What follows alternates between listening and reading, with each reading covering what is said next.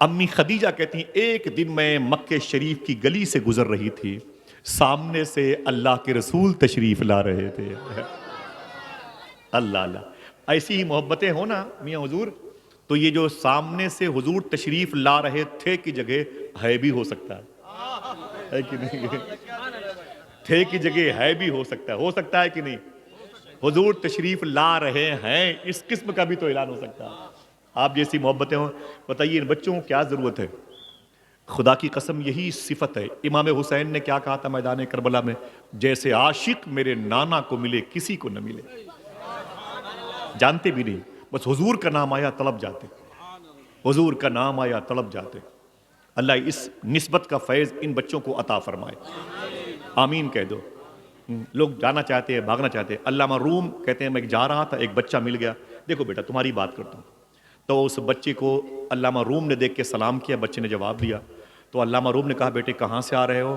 تو اس بچے نے کہا کیا مطلب؟ ارے جہاں سے پوری کائنات آئی ہے وہیں سے میں بھی آیا۔ کہا اچھا جا کہاں سے رہے ہو، کہاں جا رہے ہو؟ تو اس بچے نے کہا پھر وہی بات، جہاں پوری کائنات جاتی ہے وہیں میں بھی جا رہا ہوں۔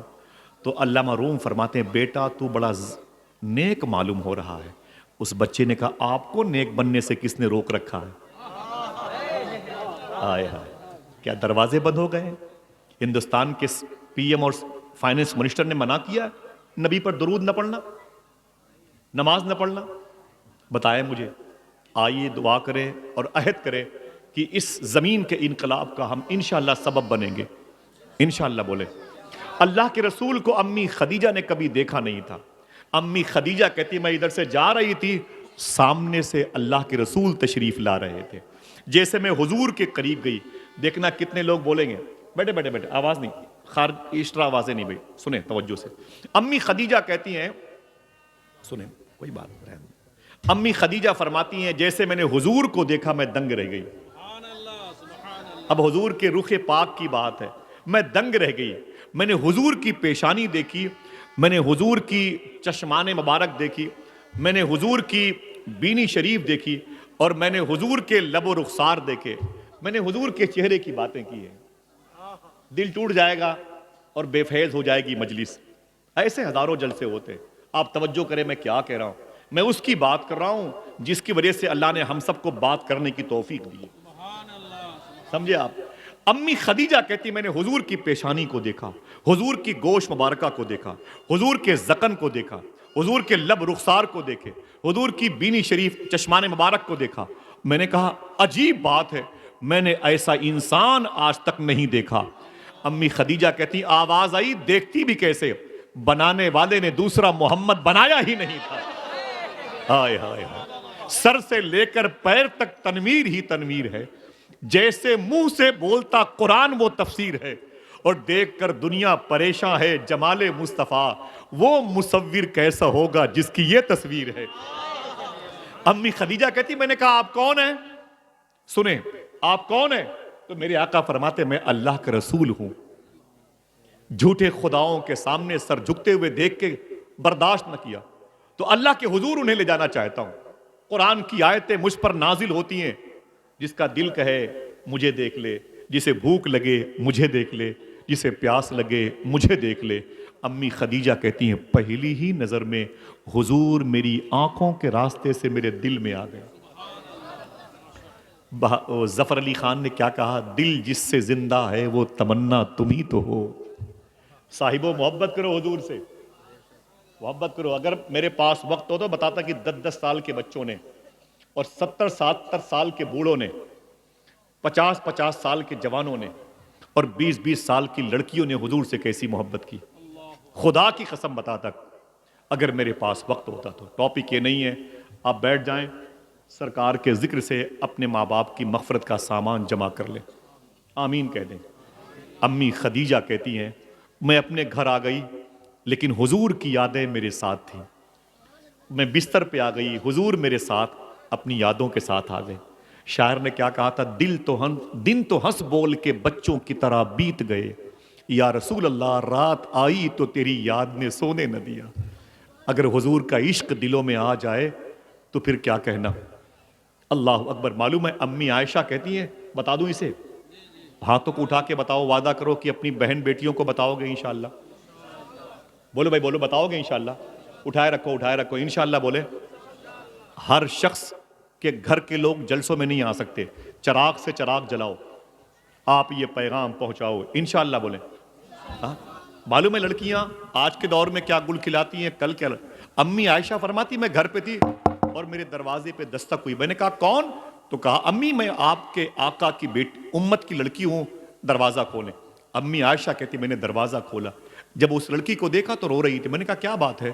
اس لڑکی نے رو کے کہا امی عائشہ حضور کے انتقال کو 2-3 مہینے ہو چکے ہیں، اور جب سے حضور کا انتقال ہوا ہے میرا دل مدینے میں لگتا نہیں ہے، میرے باپ بھی ہے، میری ماں بھی ہے، میری بیٹی ہے، میرے بیٹے بھی، میرا شوہر بھی ہے، لیکن اب مدینے میں دل نہیں لگتا، میں حضور کے روضے شریف کی زیارت کے لیے آئی ہوں۔ جان عشق مصطفیٰ میں لکھا، وہ لڑکی کہتی ہے کہ امی مجھے حضور کے روضے شریفہ کی زیارت کرا دیجیے۔ 70 جوڑے کپڑے ہماری بہنوں کے پاس ہیں، لیکن حضور پر درود پڑھنے کی توفیق نہیں۔ 70 ہزار روپے کے موبائل ہمارے بچوں کے پاس ہے، انہیں لیکن درود تاج تک یاد نہیں۔ وہ لڑکی کہتی ہے امی اگر آپ کو زحمت نہ ہو تو مجھے مزار مصطفیٰ دکھا دیں۔ امی عائشہ کہتی ہے مجھے اس کی طلب دیکھی نہ گئی، میں نے سرکار کے روضے شریفہ کا دروازہ کھولا، میں نے کہا چل، جیسے حضور کا روضے شریفہ نظر آیا میں نے کہا الصلاۃ والسلام علیک یا رسول اللہ۔ اس لڑکی نے بھی قریب آ کے حضور کے روضے کو دیکھا، معلوم ہے صاحبو اس نے چیخ ماری اور سرکار کے روضے شریف کے قریب گر پڑی اور مزار مصطفیٰ کی مٹی کو اٹھا اٹھا کے چومنے لگی۔ اس نے کہا آقا آپ کہاں چلے گئے، آپ کہاں چلے گئے، ہمیں چھوڑ کر کے چلے گئے؟ سرکار آپ کی آنکھوں کی تلاوت کرنے والی، آپ کے دیدار سے اپنی زندگی کی زلفوں کو دراز کرنے والی، آپ کو دیکھ کر کے اپنے بچوں سے پیار کرنے کا ہنر سیکھنے والی، سرکار میرا شوہر میرے گھر میں ہے، میری ماں میرے گھر میں ہے، میرا بیٹا میرے گھر پہ ہے، لیکن گھر اچھا نہیں لگتا۔ مدینے میں سورج بھی نکلتا ہے تو اندھیرے کا احساس ہوتا ہے، مدینے میں چاند چمکتا ہے پھر بھی چاندنی نہیں ہوتی ہے۔ سرکار ایک گزارش ہے، آپ جہاں ہیں یا تو مجھے آپ وہاں پر بلا لیں یا میں جہاں ہوں وہاں آپ آ جائیں۔ میری بہن سن، وہ ایک لڑکی ہے، امی عائشہ کہتی جوان تھی، اس نے کہا سرکار آپ مجھے بلا لیں یا تو اپنے پاس بلا لیں یا میں جہاں ہوں وہاں آ جائیں۔ امی عائشہ کہتی میں قرآن پڑھتی تھی، اب وہ تلاوت کا وقت ختم ہوا تو میں نے اس لڑکی کا بازو پکڑا جو زمین پر قبر مصطفیٰ سے لپٹی ہوئی تھی، میں نے کہا بیٹی چل مجھے حضور کے روضے کا دروازہ بند کرنا ہے۔ صاحبو اسے لکھنا، یہ کپل شرما کے ڈرامے نہیں ہیں، یہ اسپورٹس کی کوئی کھیل کود کی نیوز نہیں ہے، یہ دلی کے الیکشن کے نتائج نہیں ہیں، یہ ہمارے بزرگوں کی وہ داستانیں ہیں جن سے ہماری بچیوں کی عصمتیں سلامت ہیں۔ معلوم ہے امی عائشہ فرماتی ہیں جب میں نے اس لڑکی کو اٹھانا چاہا جو حضور کی قبر شریف سے لپٹی ہوئی رو رہی تھی تو جو چیخ اس کی نکلی تھی وہی میری نکل گئی۔ جب میں نے اسے اٹھانا چاہا تو کیا اٹھاتی، میں خود اٹھ کے بیٹھ گئی۔ جب میں نے اسے ٹٹولا تو اس کی روح اس کے بدن سے نکل چکی تھی۔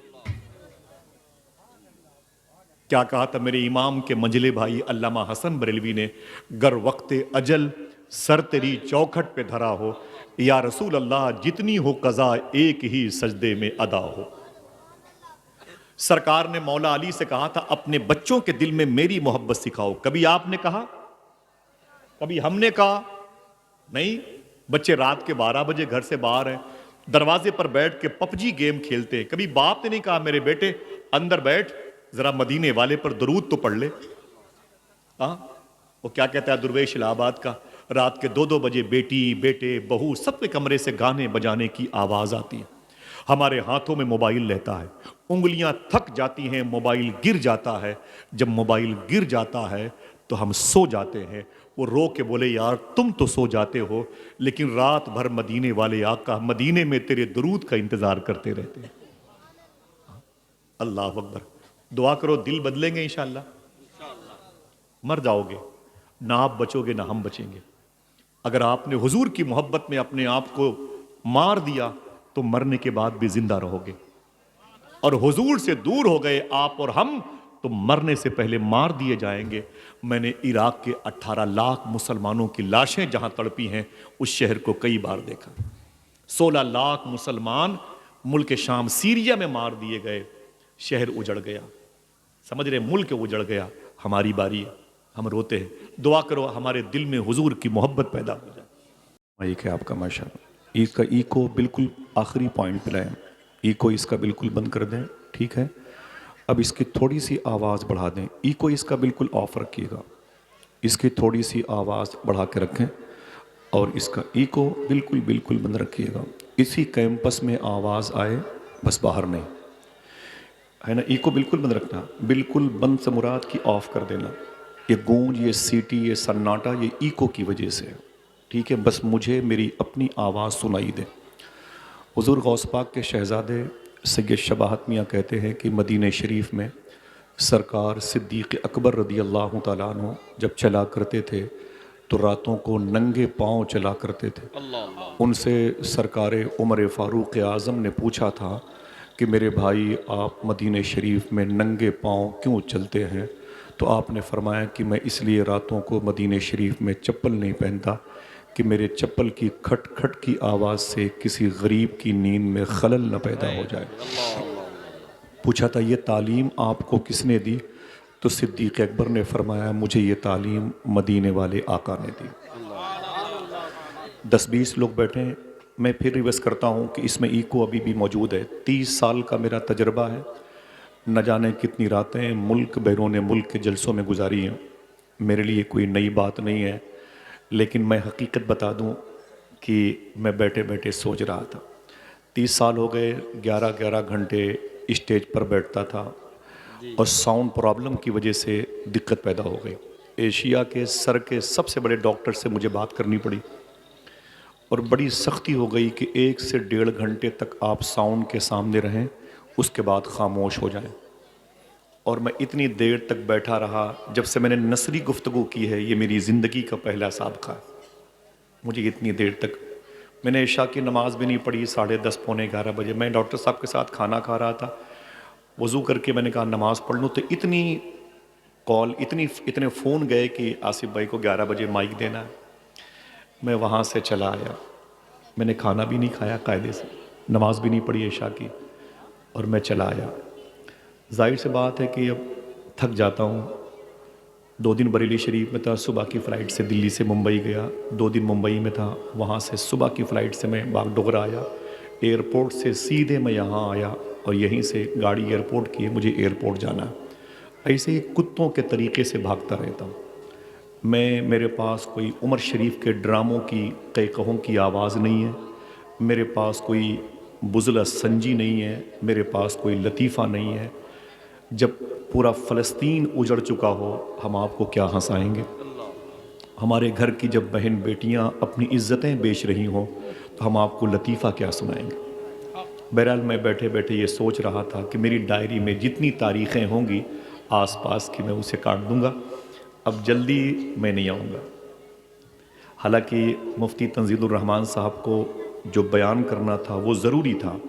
اسد بھائی بھی ایک پیشنٹ آدمی ہیں، ان کا بھی مائک پر آنا ضروری تھا، لیکن میں اس کا حامل نہیں ہوں. ایک دم سیدھی سی بات ہے. اور اگر یہ خیال دل میں ہے کہ اب تو بلا لیا ہے کہاں جائیں گے، نذرانہ دینا ہے تو ان کو روک کے رکھو، تو آپ کا نذرانہ آپ کو مبارک ہو. اور میرے لیے میں 25 تاریخ کو ابھی مشکل سے 15 دن بھی نہیں ہوئے حضور غوث پاک کی بارگاہ سے واپس آیا. ابھی 25 کو میں گھر پہنچا ہوں اور انشاءاللہ تقریباً 24 فروری کو میرا پھر ٹکٹ بغداد شریف کا ہے. میرا کوئی ٹور نہیں ہے، میرا کوئی ایسا سسٹم نہیں. میں بتا دوں صرف غوث پاک کی بارگاہ میں حاضری کی لالچ میں ایسے ہی بھاگتا رہتا ہوں. مجھے آپ سب یاد آ جائیں بغداد شریف میں، یہ بڑی بات ہے. لیکن میں بتا دوں کہ یہ اچھا اصول نہیں ہے. میں نے عصر کی نماز پڑھنے کے لیے راستے بھر میں اپنی مسجد کو تلاش کیا باغ ڈوگرا سے، لیکن نہیں ملی. آپ 3-3 4-4 لاکھ روپے جلسوں میں خرچ کرتے ہیں. ہم آپ سے کیا بنیادی باتیں کریں؟ ہمارے اپنے لوگ میاں حضور ہمیں راستے میں نہیں ملے کہ جن سے میں دونوں ہاتھوں سے مصافحہ کر سکوں. اپنے بزرگوں کی بنائی ہوئی مسجد میں عصر اور مغرب کی نماز پڑھ سکوں. ہمارے پاس کچھ بھی نہیں ہے. دعا فرمائیں کہ پروردگار عالم ہم سب کو ہماری سوچ کو مسلمان کر دے، ہماری تنہائی کو مسلمان کر دے. بڑی دنیا دیکھی ہے، مجھے یاد بھی نہیں ہے کہ میں نے زندگی میں کتنا سفر بغداد شریف کا کیا ہے، خدا کی قسم مجھے یاد نہیں، پھر کتنے پاسپورٹ ادھر سے ادھر ہو گئے۔ لیکن مجھے الجھن ہوتی ہے مہمانوں کو بلا کے بٹھانا، کیونکہ میں بہت خاموش طبیعت کا آدمی ہوں، علماء کی جوتیاں میرے سر کا تاج ہیں، میں ایک پیشنٹ آدمی ہوں، اور میں چاہتا ہوں کہ آپ جلسے زیادہ کریں، لیکن جلسوں کی ٹائمنگ 2.5 سے 3 گھنٹہ رکھیں، 12-1 بجے سب کو چھوڑ دیں، فجر کی نماز کسی کی قضا نہ ہونے پر، سمجھ رہے ہیں؟ آپ 3 مہینے کے بعد جلسہ کریں، جس خطیب کو سننا چاہتے ہیں اسے بلا کے ایک رات سن لیں، جس شاعر کو سننا چاہتے ہیں اسے بلا کے جی بھر کے سن لیں، الگ الگ راتوں میں آپ کو نعت کا بھی لطف آ جائے اور سونے میں بھی کوئی دقت نہ ہو۔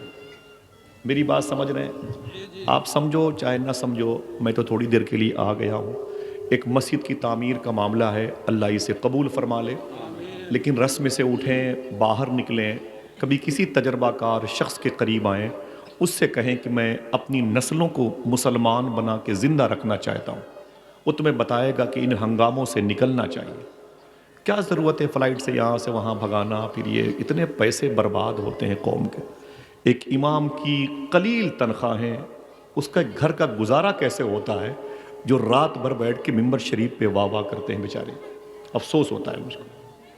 دعا کریں اللہ ان کی چھوٹی سی تنخواہوں میں برکتیں عطا فرمائے۔ یہ فیضان اولیاء کانفرنس ہے اور حضور غریب نواز کے نام کی مسجد ہے۔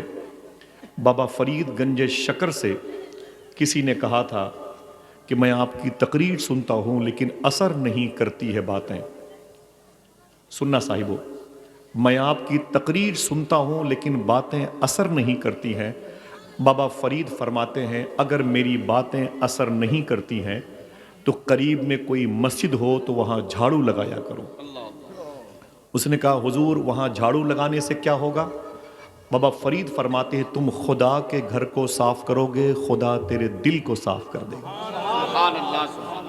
جہاں جھاڑو لگانے کی اتنی فضیلت ہے وہاں اس کی تعمیر میں، اس کی بنیاد کی اینٹیں بننے میں کتنی بڑی فضیلتیں ہوں گی۔ لیکن آپ نماز پڑھیں انشاءاللہ، بولے یہ جو جگہ خالی ہے اب بلانے میں مجھے شرم لگتی ہے، میں نے ہمیشہ یہی کیا آپ آگے آ جاؤ، آپ ادھر بیٹھ جاؤ، اب مجھے شرم کا خدا کی قسم احساس ہوتا ہے۔ بچوں کو خاموش کر دیں، تھوڑی سی خاموشی، بیٹا خاموش رہو، میں تم سے ہاتھ جوڑتا ہوں، مجھے تھوڑی دیر کے بعد جانے دیجیے گا۔ آپ کے پیروں میں جو مٹی لگی ہے میرے لیے وہ قبر کا کام کرے گی، حضور غوث پاک کے شہزادے کے پاؤں کے غسالے میرے لیے وہ آب حیات ہیں، سمجھ رہے ہیں؟ بیٹھو، پتہ نہیں کہاں ہے میری ماں بہنیں بیٹھی اسکرین پر، یا وہ کہیں کسی چاٹ کی دکانوں میں ہیں، انہیں کیا بتائیں ہم دین سکھائیں رات کے 2 بجے جب 5:30 بجے مغرب کی اذان ہو رہی ہو، سمجھ رہے ہیں؟ معلوم ہے آپ کو؟ بیٹا بیٹھنا ذرا سا، میں گزارش کروں گا، بیٹھ جاؤ بیٹا، بیٹھ جاؤ۔ نہ بولنا نہیں، میں پھر گزارش کروں گا کہ بات نہیں کرنا بھائی، بات نہ کرنا، اس کا ایکو بند رکھیں بھائی، اسی کیمپس میں آواز رکھیں، باہر کی ساری آوازیں بند کر دیں آپ، ٹھیک ہے؟ اسی کیمپس میں آواز رکھیں۔ سنیں آپ، معلوم ہے یہ جو لڑکیاں اس طرف کیمپس میں بیٹھی ہوئی ہیں وہ دین کی کتنی ضرورت ہے، لیکن آج وہ اپنے اصول سے کیسی ہٹی ہوئی ہیں۔ دہلی میں 14 فروری کو ایک ہوٹل کے مینیجر نے ٹویٹ کیا تھا اور رو رہا تھا، مسلم مینیجر تھا، اس نے کہا کہ 14 فروری کو ویلنٹائن ڈے کے موقع پر میری ہوٹل میں 120 لڑکے اور لڑکیاں عیاشی کے لیے آئے تھے، یہ خنزیر کا گوشت کھانے والے لوگ تھے، یہ شراب پینے والے لوگ تھے، یہ جسم سے کھیلنے والے لوگ تھے، 120 لڑکے اور لڑکیاں میری ہوٹل میں رات گزار کے گئے ہیں۔ پھر وہ مسلم مینیجر رو کے بولتا ہے ان میں سے 80% لڑکے غیر مسلموں کے تھے اور 90% لڑکیاں مسلمانوں کی تھی۔ سمجھ رہے ہیں آپ؟ لگائیے نعرہ اسی کو مسلک اعلیٰ حضرت، اسی آوارگی کو کہا جائے گا معاذ اللہ رب العالمین۔ سوچیں ذرا سا، ہماری اور آپ کی اور بھی کچھ ذمہ داری ہے۔ ایک لڑکی کی شادی ہوئی، میں گیا تھا جلسے میں تو مجھ سے لوگ کہنے لگے کہ اس کی شادی ہوئی، شادی کے 3 مہینے کے بعد وہ لڑکی ٹھیکہ دیشی شراب کے سامنے شراب کی بوتل خرید رہی تھی، نقاب اوڑھ کر کے. سمجھ رہے ہیں؟ نقاب اوڑھ کر کے وہ بیئر کی بوتل خرید رہی تھی. تو لوگوں نے پکڑ لیا، تو یہ کیا کر رہی ہے؟ تو اس لڑکی نے کیا کہا کہ میرا باپ شراب پیتا تھا، روزانہ شراب کی بوتل گھر پہ لاتا تھا، فریج کھولتی تھی تو اس میں سے مہک آتی تھی. میں نے ایک دن چیک کر لیا تو مجھے نشہ کا احساس ہوا، دوسرے دن میں نے پھر چیک کیا تو مجھے اچھا لگا، آہستہ آہستہ میں بھی شراب کی عادی ہو گئی. میری شادی ہوئی، مسلم لڑکی تھی، اور جب میں اپنے سسرال میں آ گئی تو شراب کی وجہ سے نشے میں پریشان رہتی تھی. برداشت نہ ہوا تو نقاب اوڑھ کر کے سسرال کی مارکیٹ میں بیئر بار کے سامنے شراب خریدنے کے لیے آ گئی. دل پہ ہاتھ رکھ کے بتائیں کہ اب اس قسم کی تعلیم دے کر کے ان بچیوں کو راہ راست کا مسافر کون بنائے گا؟ جمعہ کے دن وہ مسجد میں جا نہیں سکتی ہیں. English school, convent, Saint Xavier's, Saint Joseph school اپنی حیثیت آپ کو مدر ٹریسا کا غلام بنانے کے لیے رکھے ہوئے ہیں.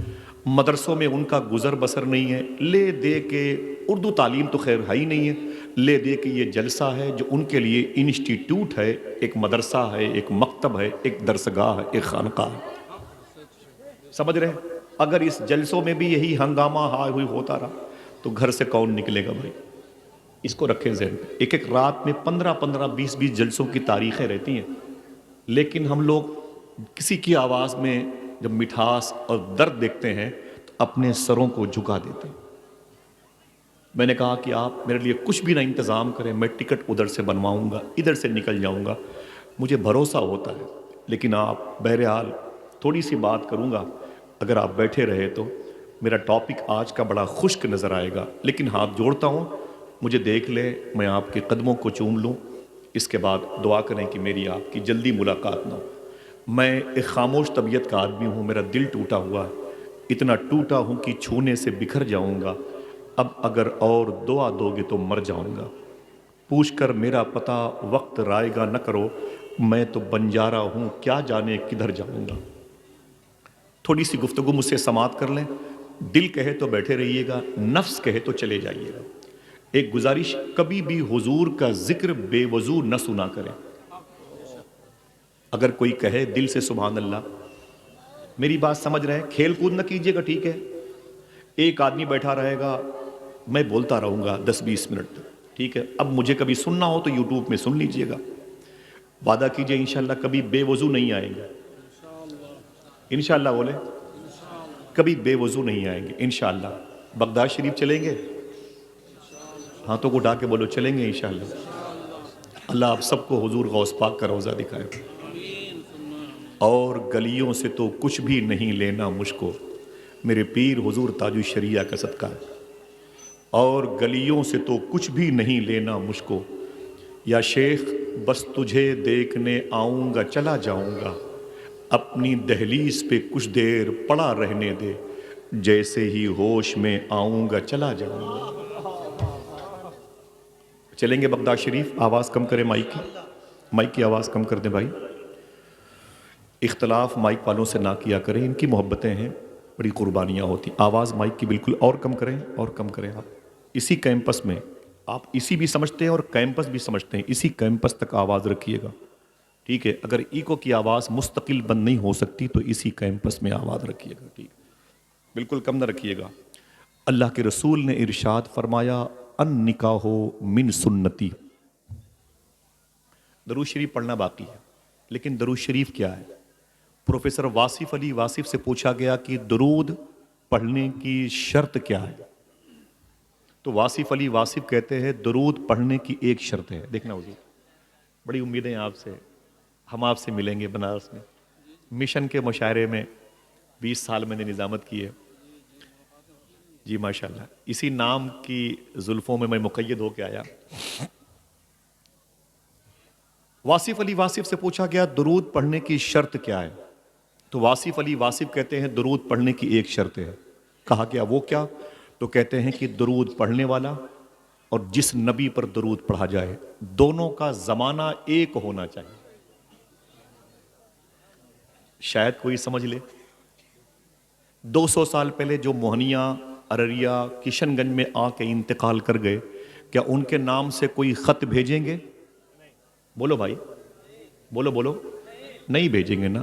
جہاں جواب ملنے کی امید نہ ہو وہاں خط نہیں بھیجا جاتا. تو ایسے ہی درود ہے، جب تک صاحب درود نہ ہو درود نہیں پڑھا جائے.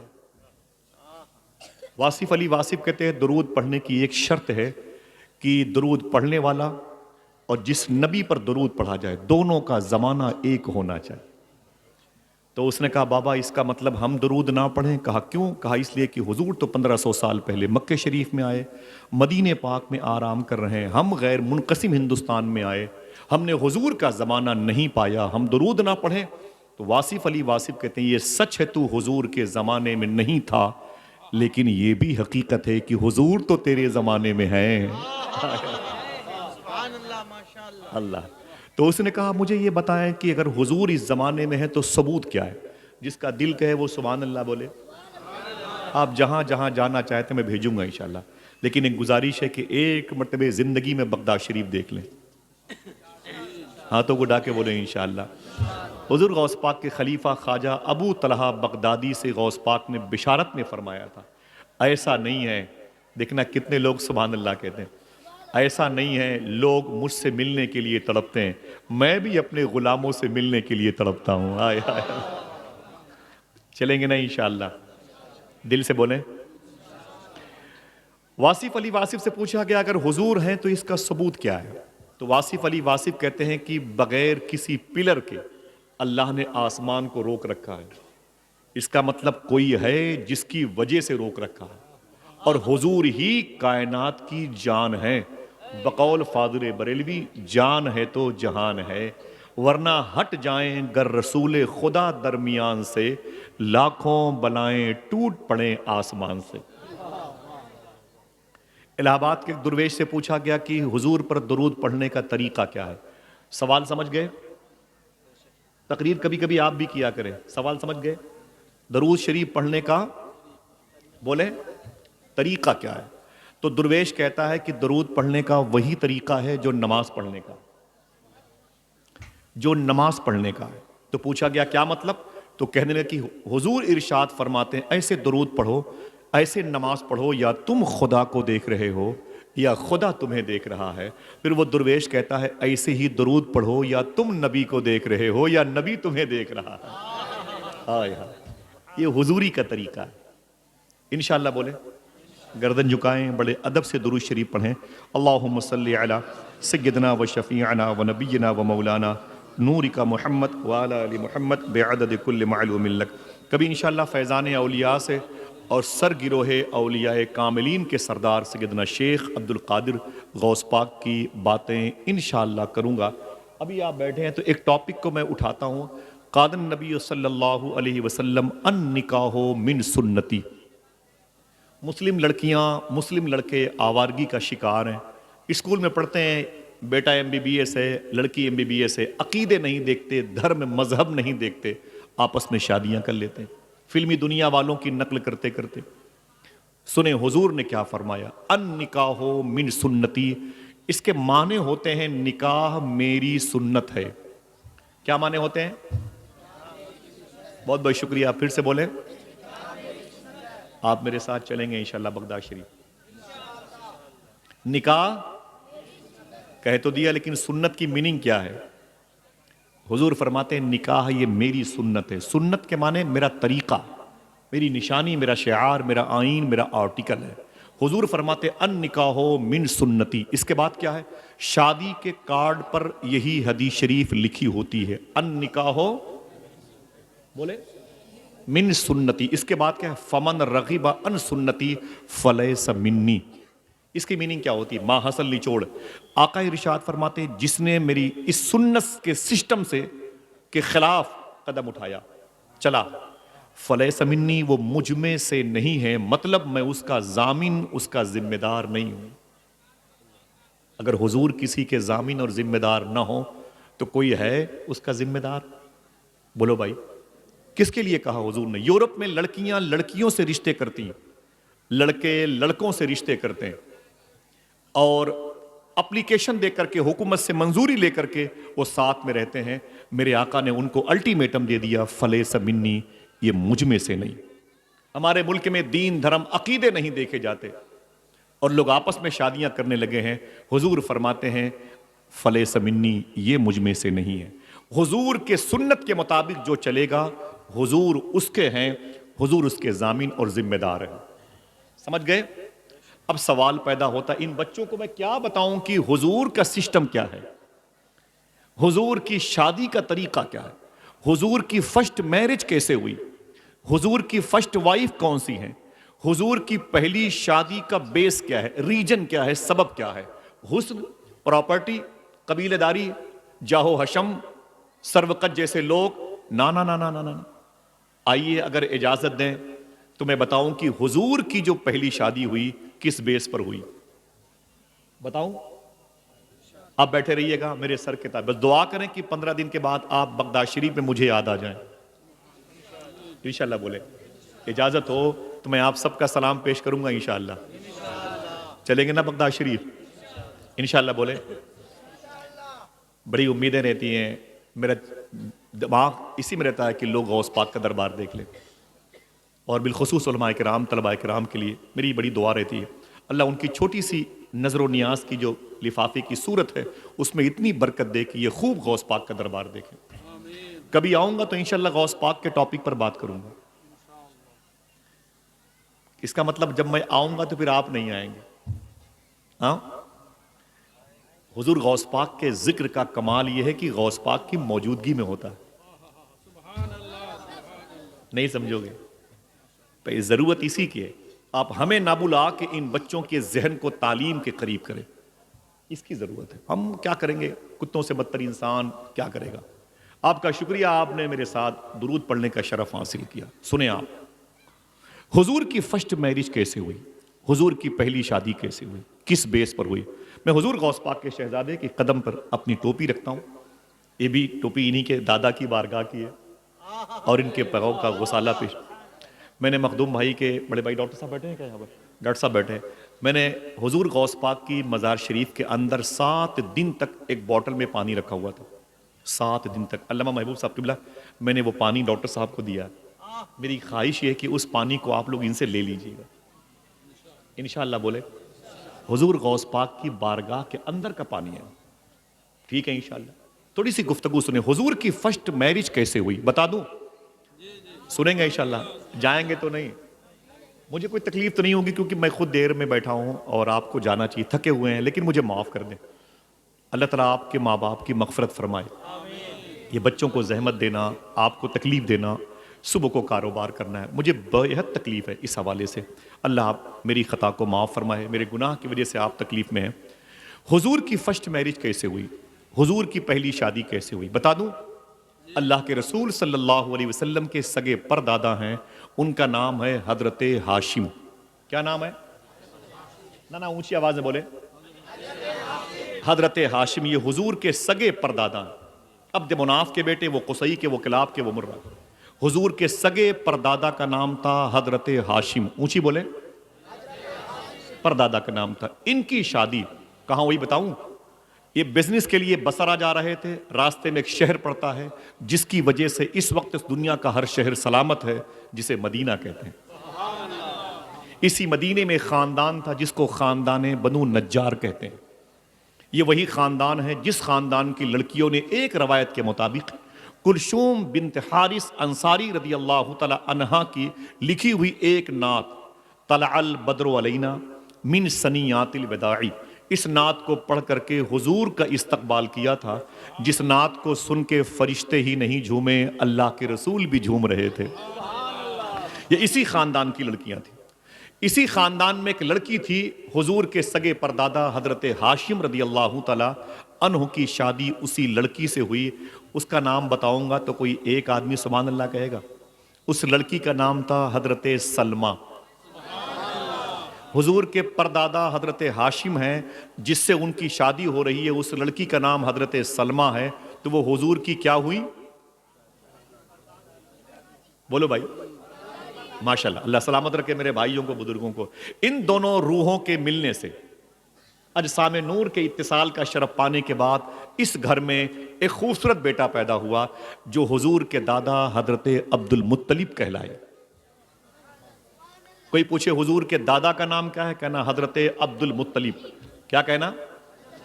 یاد کر لو. کرکٹ فلمی دنیا کے لوگوں کے نام یاد کرتے ہو، بے برکتی کی نشانی ہے. حضور کے اجداد اور امجاد کا نام یاد کر لو.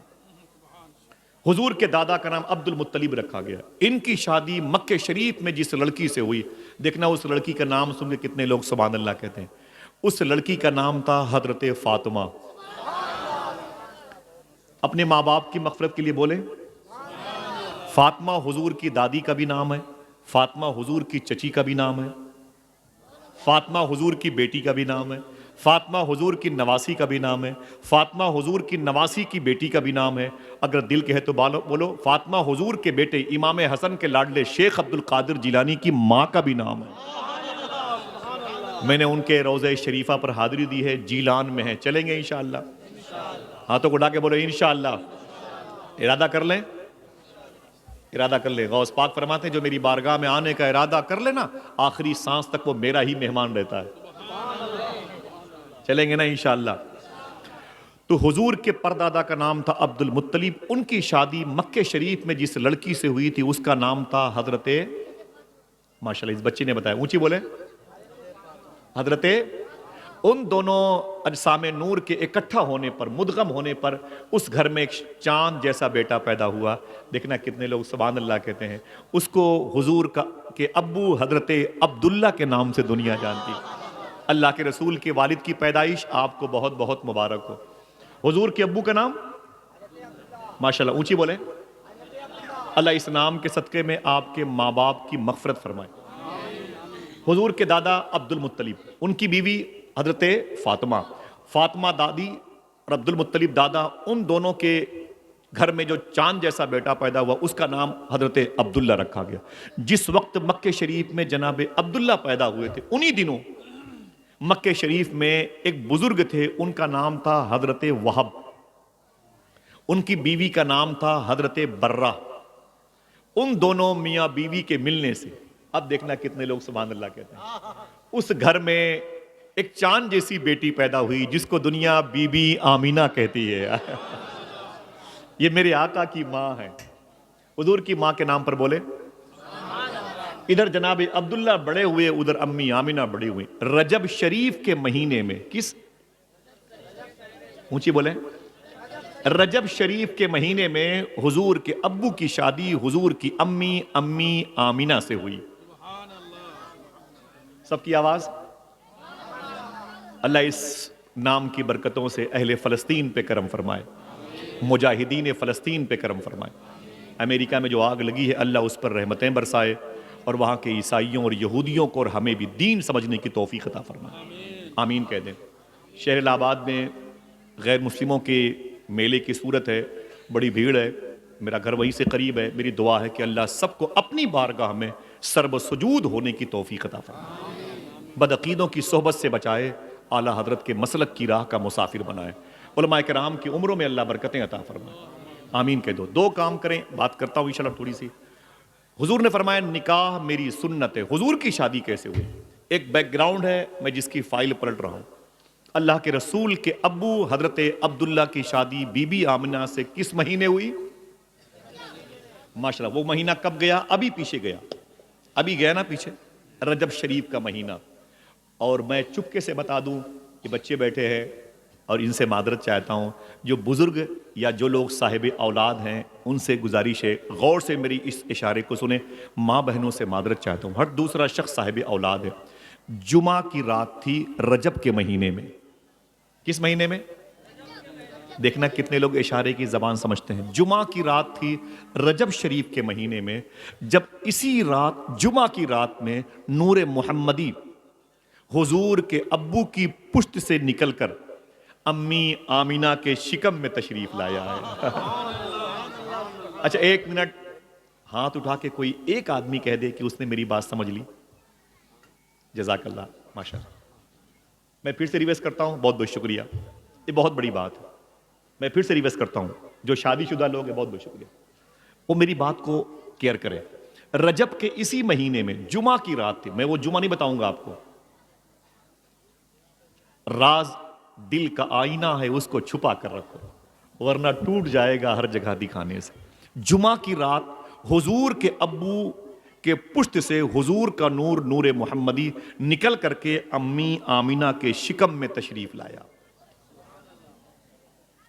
और फिर यही नूर मोहम्मदी 11 रबी नूर शरीफ को अम्मी आमिना के शिकम नूर में मक्के शरीफ में हरम काबा के करीब में हिंदुस्तानी घड़ी के मुताबिक 4:25 और 4:35 के दरमियान ज़ुहूर की सूरत में अपने आप को ज़ुहूर की सूरत में कायनात की तख्लीक का सबब बन करके आने का बिइज़्निल्लाह शरफ हासिल किया। मेरा इमाम कहता है, जिस सुहानी घड़ी चमका तैबा का चांद, उस दिल अफरोज साअत पे लाखों सलाम। बोली शाह कलंदर पानीपति के रोज़े के करीब लेटने वाला शायर अल्ताफ़ हुसैन हाली कहता है, वो नबियों में रहमत लक़ब पाने वाला, मुरादें गरीबों की बर लाने वाला, उतर कर हिरा से सुए कौम आया और एक नुस्खे कीमिया साथ लाया। अल्लाह के रसूल की आमद हुई और हुजूर सल्लल्लाहु ताला अलैहि वसल्लम आहिस्ता आहिस्ता हुजूर की वजह से दुनिया बड़ी होती रही और हुजूर की उम्र शरीफ 25 साल की हो गई। कितने? अच्छा, ये बातें आपको अच्छी लगती नहीं होंगी ना, क्योंकि मिजाज के खिलाफ है, लोग उठ के जाना भी चाहते होंगे, थके हुए हैं, किसी को चाय पान की तलब है। आज किसी भी सूरत में थोड़ी देर बैठ जाओ, आप कहोगे खड़े होकर बैठ जाओ तो मैं बैठ जाऊंगा। थोड़ी सी गुजारिश है, बस बैठे रहिएगा, इंशाल्लाह उठ के जाइएगा नहीं, अच्छा नहीं लगता कसम खुदा की। मैं बहुत थका हुआ इंसान और दिक्कतें होती हैं, मैं क्या करने आऊँ। बहुत जलसे जुलूस होते हैं पूरे मुल्क में, कहीं भी रात की रात रह जाता। इतनी लंबी ट्रेवलिंग करने की क्या ज़रूरत है। आप अगर नहीं होते तो हमें कौन जानता, हम तो आपकी वजह से आए हुए हैं। जाइएगा नहीं, ठीक है इंशाल्लाह। सुन ले, हुजूर की उम्र 25 साल की हो रही थी और हुजूर की शादी नहीं हुई अभी। फर्स्ट मैरिज हुजूर की बाकी है, अभी अन निकाहो मिन सुन्नती का बिगुल नहीं बजा। अभी हुजूर ने ये ऐलान नहीं फरमाया निकाह मेरी सुन्नत है।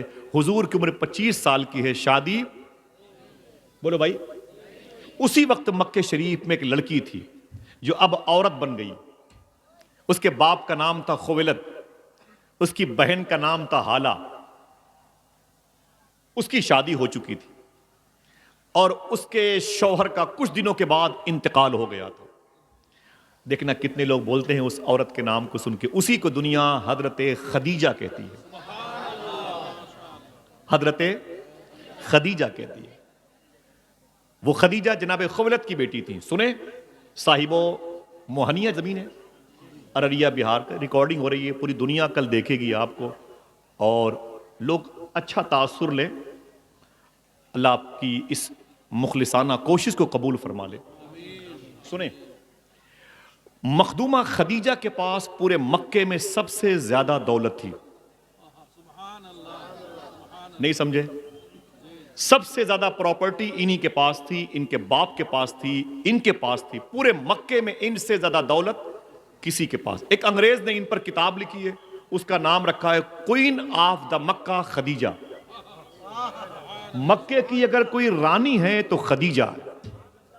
अल्लाह अकबर। मक्के की अगर कोई रानी है तो खदीजा है। पैसों में इनकी शादी हो चुकी थी, इनके शौहर का इंतकाल हो चुका था, ये बेवा हो चुकी थी। इनके बाप ने इनकी दूसरी शादी करवाई। दूसरी शादी हुई तो उस शौहर से इनके घर में एक बेटा पैदा हुआ। लेकिन अफसोस ये है कुछ दिनों के बाद इनके दूसरे हस्बैंड का, शौहर का भी इंतकाल हो गया। खदीजा दूसरी मर्तबे बेवा हो गई। ठीक, अब जब बेवा हो गई, एक बेटा था साथ में, बाप और अपनी बहन। अपने बाप को बुलाया, अपनी बहन को बुलाया, अपनी सहेली को बुलाया, खबरदार मुझे इन मर्दों से नफरत हो गई, मुझे मर्द शूट नहीं करते। दो मर्तबे मेरी शादी हुई और मैं बेवा हो गई। दोनों मर्द मेरे फौत हो गए, इंतकाल कर गए। अब मेरे साथ रिश्ते के लिए कोई रिश्ते की बात मेरे सामने न करना। मैं अब शादी नहीं करूंगी, इसी बच्चे के साथ रहूंगी। अपने दिमाग और जिस्म की सारी ताकत अपने बाप की बिजनेस में लगाऊंगी और कारोबार को डेवलप करूंगी। खबरदार अब मुझे शादी के लिए एक्सेप्ट करने के लिए तैयार मत करना। मुझे शादी नहीं करनी है, मर्दों से नफरत है, एलर्जी हो गई मुझे। यही खदीजा कहती है मैंने इनकार कर दिया, अब मुझे शादी नहीं करनी है। लेकिन लेकिन लेकिन अम्मी खदीजा फरमाती हैं اسی مکے میں حضور بھی تھے. میں نے حضور کی تعریف تو سن رکھی تھی لیکن کبھی حضور کو دیکھا نہیں تھا. کہانی کا ٹرننگ پوائنٹ دیکھیے. دیکھنا کتنے لوگ سبحان اللہ کہتے ہیں.